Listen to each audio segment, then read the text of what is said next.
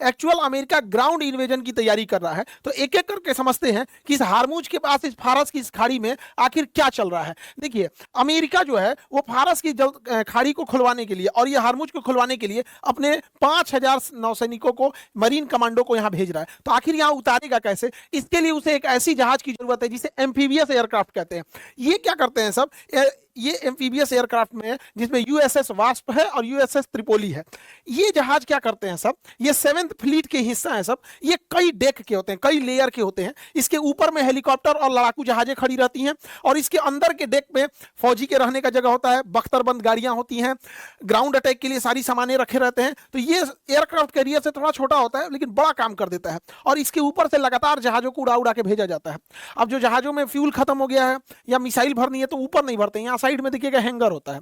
ये लोग क्या करते हैं, इसको डाउन करते हैं और इसके अंदर वाले रेक में लेके चले जाते हैं। तो जैसे जो उतरा उसको इधर से अंदर भेज देंगे, उसमें सारा सिस्टम लोड होगा, मिसाइल, गोली बारूद, बंदूक, और फिर इसको इधर से ले आके निकाला जाएगा यहाँ पे। तो ये कंटिन्यू फ्लाई कराते रहते हैं। इसके अंदर लगभग 5,000 सैनिक रह सकते हैं। इन 5,000 सैनिकों को लेके एक बार में इसमें चला जाता है। इसमें गाड़ियां, ट्रक्स वगैरह सारी चीजें लोड हो जाती हैं जिससे कि एक युद्ध करने में इन लोगों को आसानी हो। और इन सैनिकों को वहां रहने के लिए, सोने के लिए, उनके आराम करने के लिए, खाना बनाने के लिए मेस रखा जाता है जहां वो खाना पीना बना सके।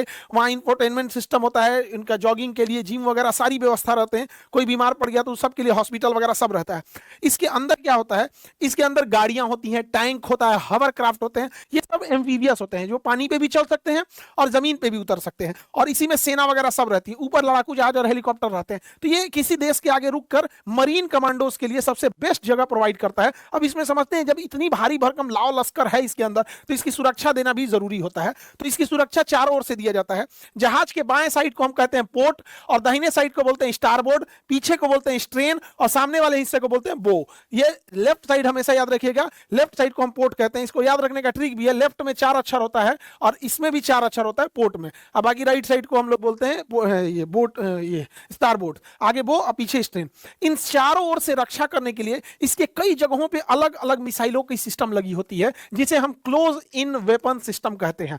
Close in weapon system automatic fire करता है अगर दुश्मन इसके ऊपर कोई मिसाइल दाग देता। अब ईरान का कहना है कि आओ हम इंतजार कर रहे हैं, हम इसी पे मिसाइल मारेंगे। ईरान क्या करेगा, पहले 200 ड्रोन भेज देगा, फिर 200 छोटी मिसाइलें भेज देगा, उसके बाद बैलिस्टिक मिसाइल भेज देगा। भैया कोई ना कोई तो लगेगा, उड़ जाएगा ये। तो इसको भी खतरा है, लेकिन ये चल चुका है ईरान की ओर, वहां पर हमला